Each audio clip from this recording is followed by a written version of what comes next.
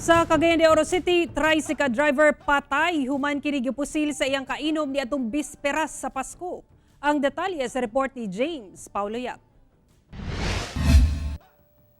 Dead on the spot si Filmer Cabañeros, 33 anyos, residente sa Zone 9 Cafas, Makanhan, Barangay Carmen, Cagayan de Oro, human kini gipusil sa iyang kainom rasab nga si Ferdinand Daamo gamit ang usa ka 45 kalibre nga pistola niadtong bispera sa Pasko. Sa investigasyon sa kapulisan, nga samtang nag-inom ang duha uban ang ilahang mga barkada, nagbikil kuno kini sa istorya. Dihang mipauli ang biktima, mibalik kini aron mo palit og sigarilyo, dinhi na kini gipusil sa suspect dayong sibat.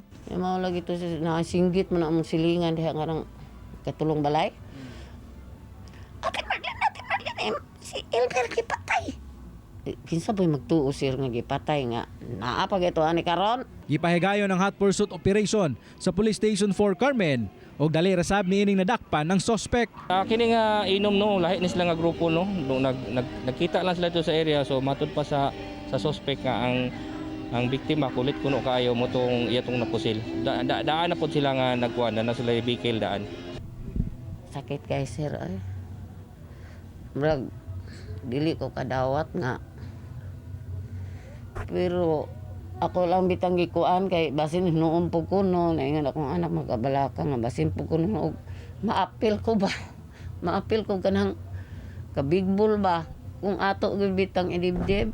Kasong murder ang ipasaka batok sa suspect.